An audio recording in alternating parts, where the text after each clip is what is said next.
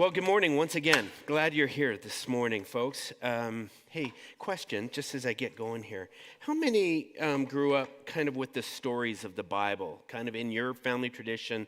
People were telling stories, maybe you're going to church on a regular basis. So yeah, like the Bible is somewhat of a familiar territory. Just curious, how many didn't grow up with the Bible at all? And so it's like, Bible? I don't have much. Okay, good. Appreciate that. We're kind of a diverse community. So let me ask you this. For those that, well, actually, this question applies to everyone. When you heard about the Bible, grew up with it or not, how many have had good experiences with what you've heard or you've learned, whatever, within the Bible? How many would say, man, I've got some favorite passages, I've got some stuff that really inspired me? Great. And how many have kind of a love-hate thing going on with the Bible? You hear someone start quoting and you're going, I don't know if I want to hear this right now. Okay, good. There's a mixture. I get it. Man, its content can be confusing. I'll be the first to say I got some passages of the Bible that speak to me in my darkest hour. They resonate with me when life is going well. They can come alive. I have some good parts of the Bible that I hold tight. There are other parts, I'm not sure what I want to do with those. There's and hey, we've invested a lot of our life trying to understand it and unpack it and decode it. There are parts where I'm still like, question marks. There's stuff in there that I wish it wasn't in there because people bring it up and they go, hey, what do you say about that? And I go, oh, that is screwed up. Its content can be confusing. If I'm really honest, some of it's downright disturbing. You can read stories in the Old Testament and the Hebrew Bible of God-ordained genocide.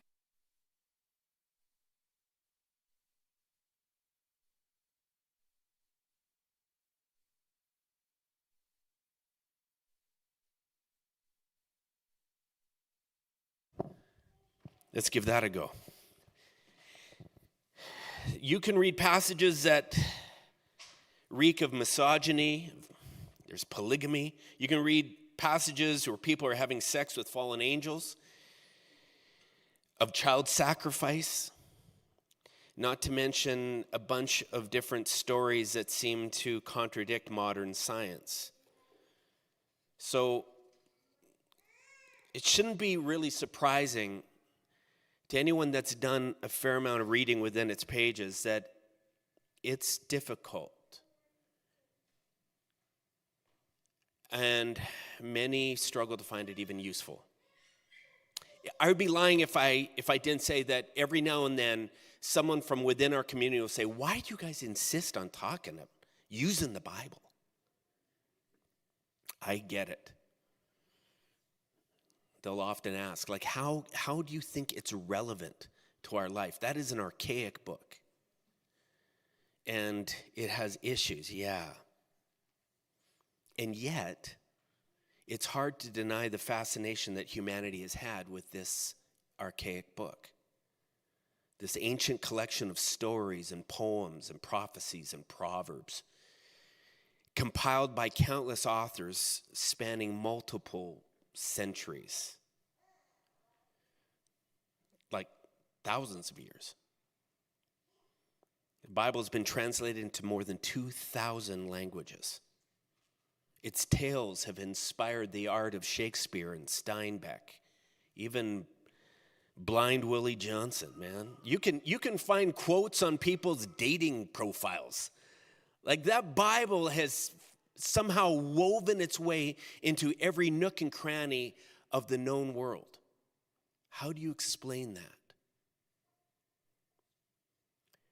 Today we're crossing over, Vince mentioned, from one series that we've been doing for the last, 3 months, called The Stories That Have Changed Our World.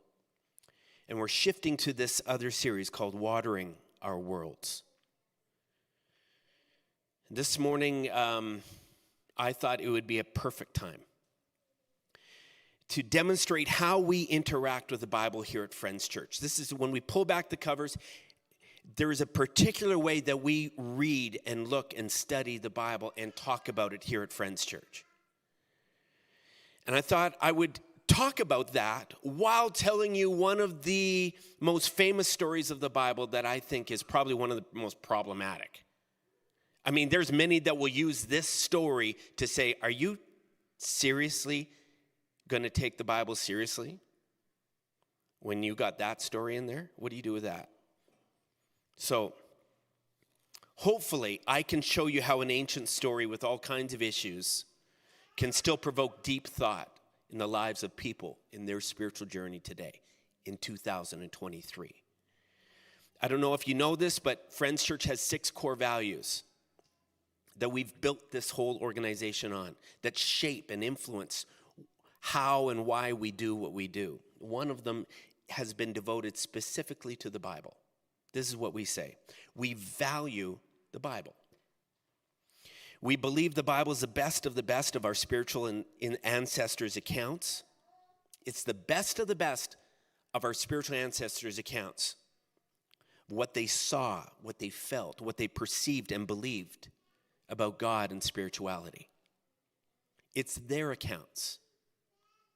And we believe that their spiritual accounts can enrich our lives even thousands of years later. That's how we view the Bible.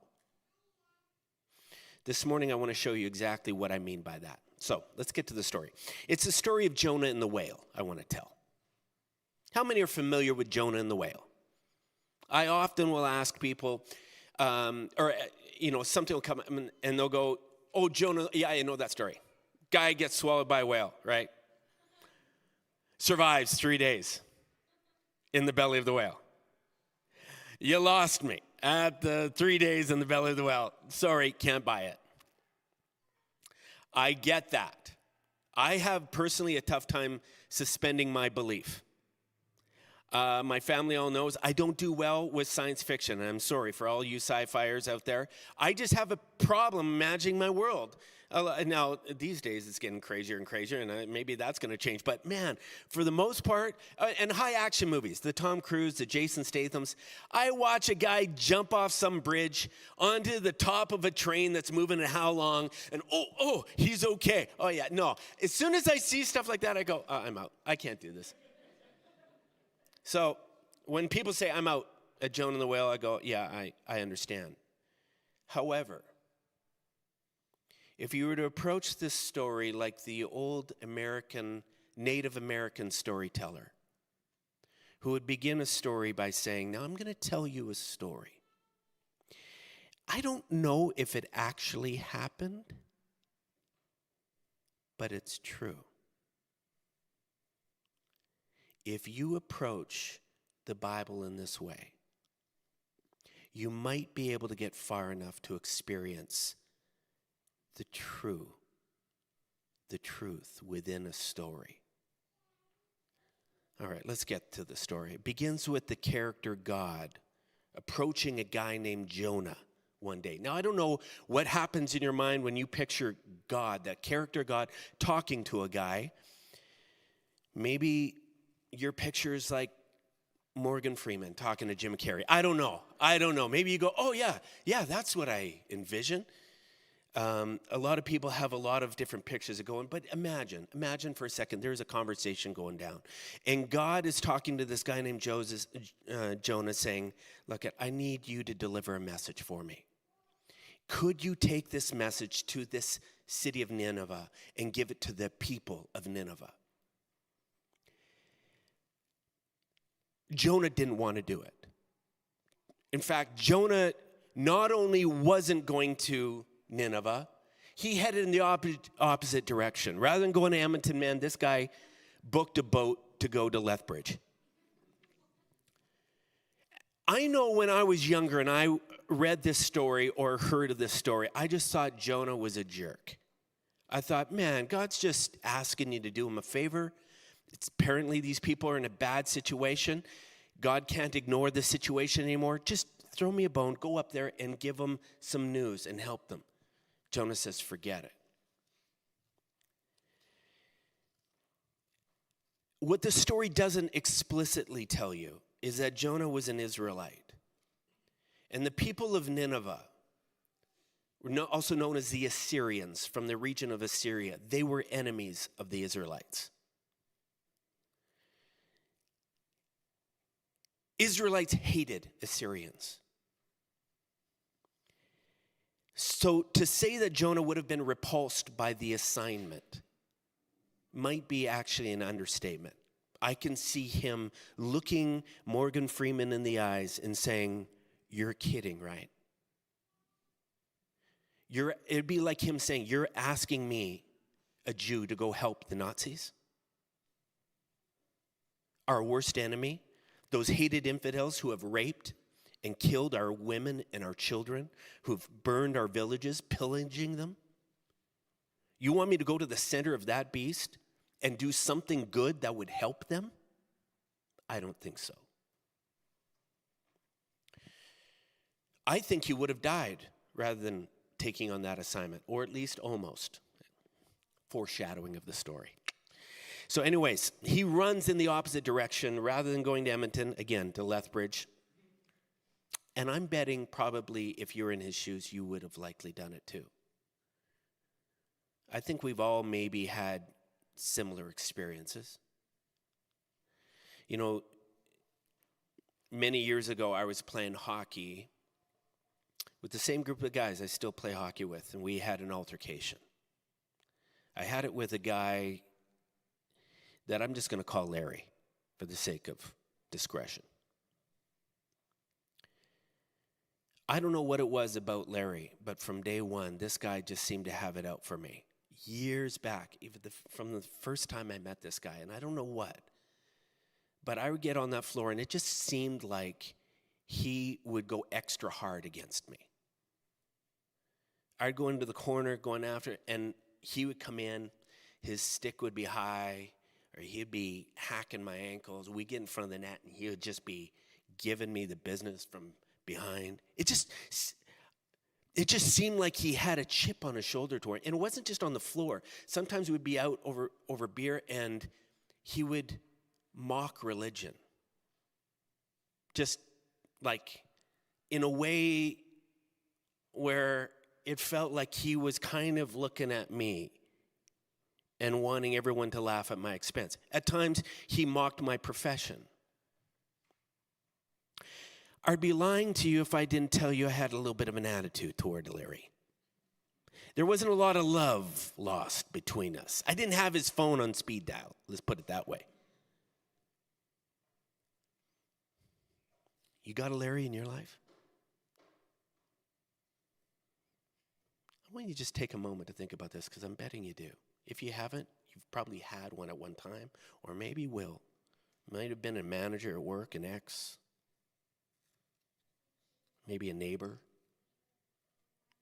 who's insensitive, coworker, an in-law. Maybe there was some kind of judgment, some kind of critical words, situation where hurtful things were done. Maybe it wasn't even to you, but to someone you loved. And now you got an issue with someone, with Larry or Betty. I don't know. I just picked these names. I was trying to think of a name that everyone just wants to hate. And Larry didn't do it, but I couldn't come up with something better. So Larry it is. Whoever it was, you just feel kind of justified in doing something unhelpful toward them. Or maybe it's just, you just don't want to do anything kind to them. You don't want to go above and beyond in any way. This question, if you just stand back, it asks, who are the Assyrians or the Ninevites in your life?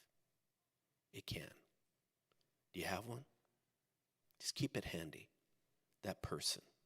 Who are the ones you feel justified to hate, to write off, to refuse to help? Back to the story. So Jonah says, forget it. I'm not helping them. Now, what's fascinating to me is to think about how this story would have landed with the original audience, where this story is being told again and again. There's a reason why it lasted thousands of years. They were telling this story again and again. And I'm betting with some of those original audiences, when they heard that Jonah said, screw you, God, I'm not doing that. I'm going the opposite direction. I'm betting that most of the original audience, those Israelites, were cheering that on. They're going, that a boy, Jonah, stick it to him. Good for you. I bet he was a hero in that story. He's going, he's doing the right thing. You protect your people. You don't help our enemies. I'm betting.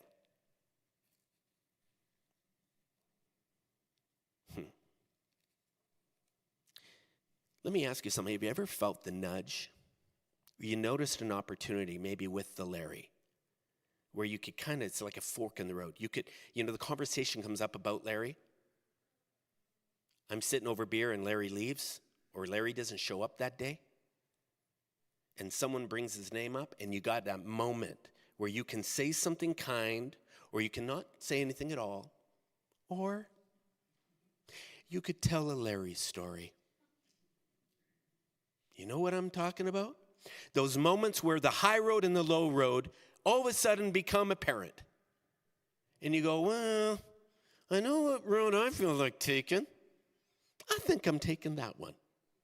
I'm going to Tarshish. I ain't going to Nineveh.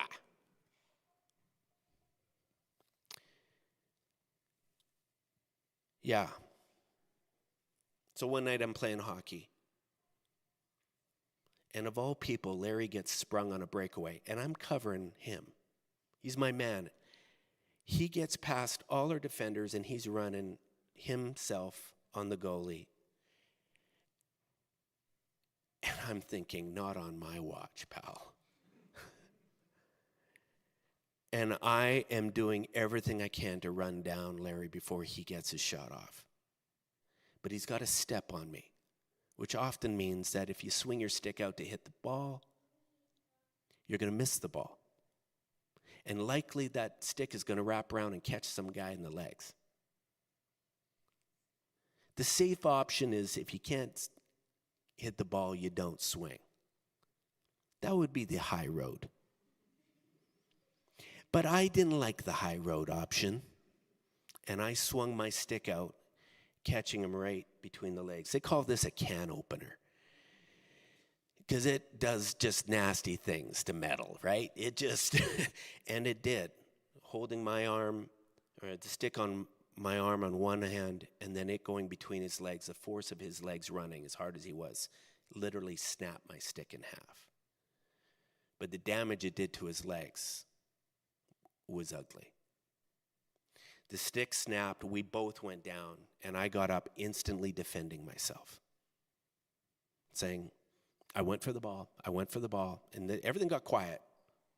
He was swearing, he was looking at me. I went back to the bench, and I'm doing everything I can to defend myself, but you know what? Down deep inside, I knew I went down a notch. I went and took the low road, and I knew that because guys were quiet. Normally they'd say, hey, he had it coming. I know. Hey, there's nothing wrong with that. And they said nothing. I knew I took the low road. Sometimes it's just easy to justify taking the low road, isn't it? Gossip, passive-aggressive behavior, just those little things that can be so subtle that just can make life miserable for someone. Sometimes it's full-blown retaliation. Sometimes it's violence. Sometimes it's a stick between the legs. Anyways, back to the story. This is where Jonah's story gets trippy, I'll admit. He heads down to Tarshish, and in order to get down there, he's got to board this boat, gets on the boat, and all of a sudden, this storm picks up, and it's ugly, bad. To the point where they're thinking they're going to die. The boat's obviously taking on water. And back in that day, there was this belief that big, powerful storms, acts of nature, were caused by the gods. The gods were pissed off. So the first question, when all of a sudden things are so crazy, the question everyone's asking on the boat is, who pissed off God? Because someone did. That's why we're all about to die. So fess up. They figure out it's Jonah. Jonah even fesses up. It's me, guys. I said no to God. Now, step out of the story for a second. Does God cause storms? Back in that day, they believed. Nowadays, we realize the weather patterns are a result of many different things. Step over that detail, will you? Their understanding of God and nature and the world at that time is what we read in these pages.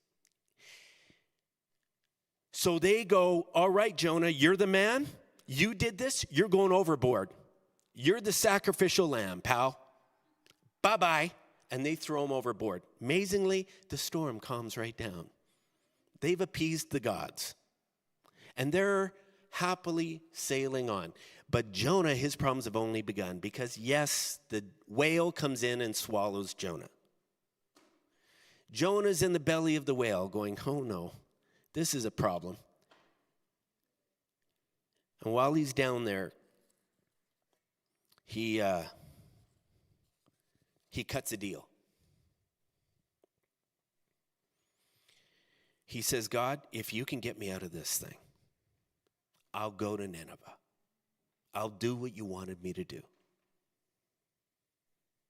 Amazingly, the fish spits him out. Now, I've had the craziest conversations with people about these very details. From the width of the esophagus of a blue whale, to on and on. How could this skip over the detail of him being swallowed by a whale? Because the point of the story, hopefully, you'll realize the truth in the story has very little to do with him being in the belly of the whale. Anyways, skip over that story. Jonah washes up on the shore.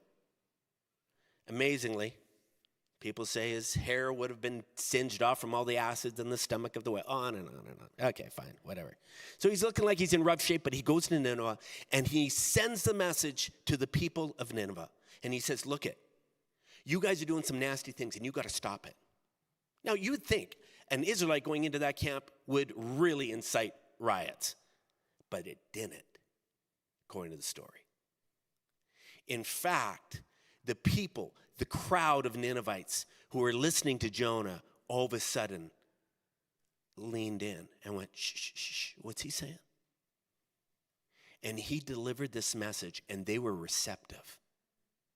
They went, oh my God. We're not doing the right things. In fact, their king comes out and says, we're making changes, folks. Ninevites, no more doing some of the bad things that we've been doing.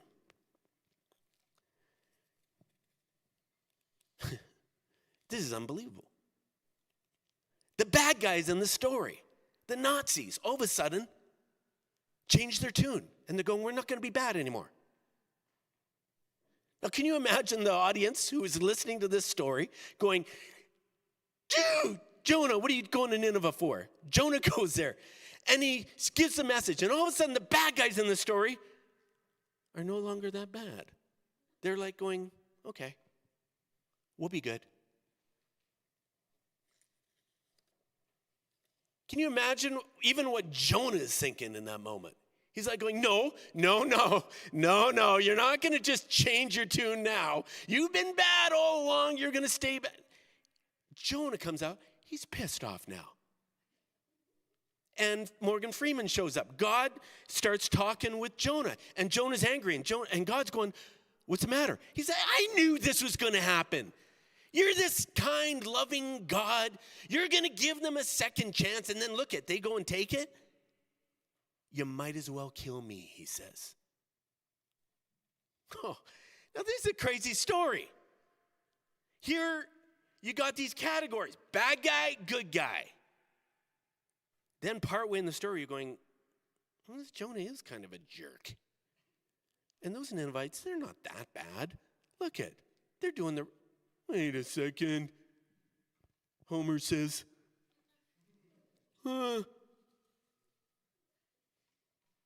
scrambles the categories. It's amazing how in this world we often want to demonize people. We want to dehumanize them. We want to make them less and less of a human so why we can hate them more or not do the right thing, take the high road. As long as they're looking like a monster, I am very justified in taking the low road. But it's crazy. This story just flips all the categories and says, oh, you had a hate on for the Ninevites? Just wait. It's interesting what God says in response to Jonah. He says, why can't I change my attitude, my mind, my feelings toward Nineveh from anger to pleasure? This big city of more than 120,000 childlike people. Oh, talk about blending and mixing and blurring the categories. Who don't yet know right from wrong. And forget just all those people. What about all the innocent animals? If I torch that town, think about all the innocent people in there, the innocent animals. Here's God kind of pulling out a psychological chapter on Jonah going, wait. Look at these people through a different lens. Man, this would have been the most confusing story to that original Israelite audience. They're going, man, I don't know who to hate now. It's confronting their labels and their categories. Let's go back to my hockey.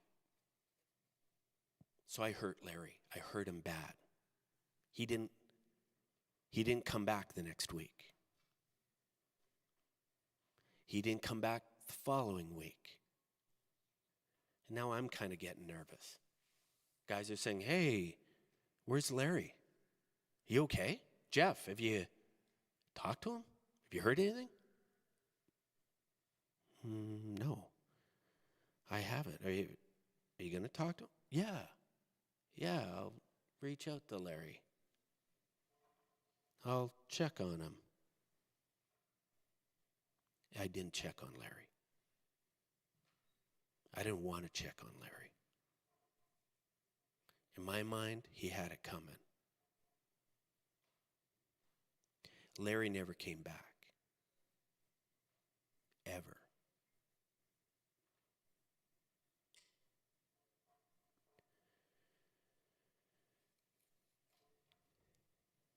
A couple years later, Larry and his wife had a baby. And their baby was born with some serious birth defects. And within the first year of that baby's life, the baby died. It was almost his first birthday. We found out through another friend. And one night over beer, someone told that story.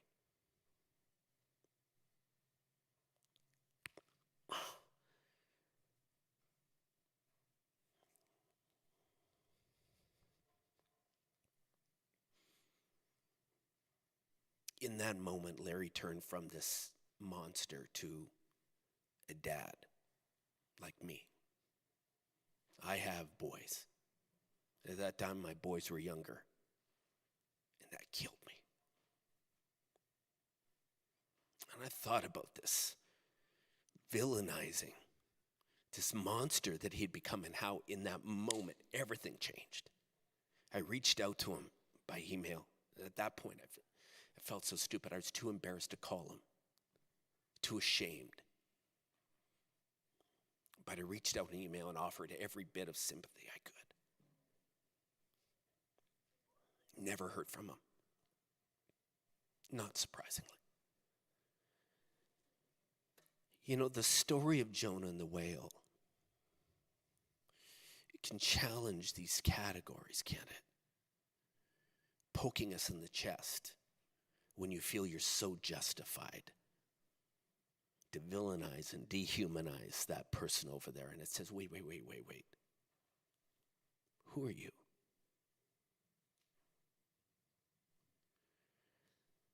How willing would you be to extend an olive branch to Larry?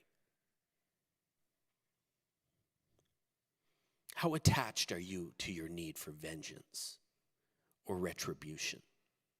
How bad do you need to conquer that person or to come out the winner or the good guy? The story of Jonah and the whale asks, do you really want a better world? Or do you still need to be right? Do you want peace? Do you want reconciliation? Do you want a better world? Or do you just need to win? Are you just going to perpetuate the cycle of violence, of gossip, of hatred? You see what I mean? If you read this story, not literally, but more than literally, it can actually provoke some crazy introspection. It can get inside your wheelhouse and mess with things. It's like that Native American storyteller. I'm going to tell you a story. I don't even know if it actually happened, but it's true. You see, this is how we approach the Bible around here. We're not going to defend all the different parts that are problematic. We're not going to gloss over things and make it sound as if, that's not screwed up. No. Because something doesn't need to be factually accurate to be true. What we're going after is more than literal truth that can be found within the pages of this book. We value the Bible. Maybe you're one of the ones that has allergic reaction every time you hear us quoting from it or you hear someone using it. And don't get me wrong, the Bible has been used to validate a lot of brutal, brutal things in our world. I'm not making excuses for any of that. All I would wonder is if you're showing up, if you're listening to this podcast, if you're watching the live stream, are you willing to open yourself up to something that might reveal something inside you that needs to change? To become your more true person. So, if there's a Larry in your life, maybe this week you might be willing to blur the categories a bit. Humanize him a little bit more, or her. Go easy. Put the finger pointing away. Turn it internal. May you and I this week, we consider carefully how we'll respond to the Larrys in our world. That's all I got. All right, that's the message. I'm going to close up, and I want to just close up with an announcement, and then we'll let you go. Next week is Water Sunday. If you haven't been around here, if you're just visiting today for the first time, so we rent this facility from the Temple B'nai Tikva, a Jewish community. And we get along with them famously, but they're beginning their high holy days right away here. And so we won't be able to meet here next Sunday. And we thought rather than just saying, take this Sunday off, we'll see you in a couple. We thought, no, we believe in making our world better. And we believe we can make our world better by taking what we call water. It's anything in you that the divine can use to make your world better. And so we said, let's use this Sunday intentionally to challenge our community to take water in whatever way they want. Now, we came up with a few ideas. A couple really landed and resonated with our people. One of them didn't. The bocce ball went away. People going, no, I can't see it. But we had a couple others. The In From the Cold. This serving a community that are vulnerable. Serving them a hot meal and taking care of them. That was one of them. We have another opportunity. So that was one. We invited people, and people started signing up like crazy. The times changed. It's challenging on a Sunday to line these things up. Times changed to an afternoon slot. There's some spaces left there. There's another opportunity that we have now. The organization's blank. I'm blanking. Sorry? Heart Home Network, yes. And we're, so this opportunity is designed to help women who are escaping abusive domestic violence. And so this organization has a number of different rooms where they can come and live. And it's transitional. And so there's women that are moving out, and then there's ones that are coming in. the style and the configuration of the rooms that they're going to be coming in and living in changes. And so they need to stage these rooms so that these women can come in and kind of feel like they're at home for 6 months to a year at a time. So they're at that point next week where they need to go in and stage a number of rooms for these moms that are fleeing violence. So we need some people who know how to walk in, not just lug some furniture around, but make it feel like home for these women. If you would like to sign up for that assignment, do it. Now, beyond those two, what we began to realize is people are saying, no, I got my own idea. Some people told me they're going to the hospital. They have a friend that's going through some treatment. They're in there. Some people are saying, no, I am getting together with my grandmother who I've been saying I need to spend time. I'm going. Some people have already planned these different outings. We want to encourage, I don't care what you do, honestly, but just frickin' take water, all right? We got a day next week. Devote yourself to going out there and doing something that will make a difference. If you want to jump on and with one of our causes, awesome. If you want to find your own, great. But one thing you're going to find out about in this series coming up is water is what we think is the point. Loving action in our world that makes our world better, we think, is ultimately the point of our spirituality. So get out there and do something with it, all right? Good, that's all I got.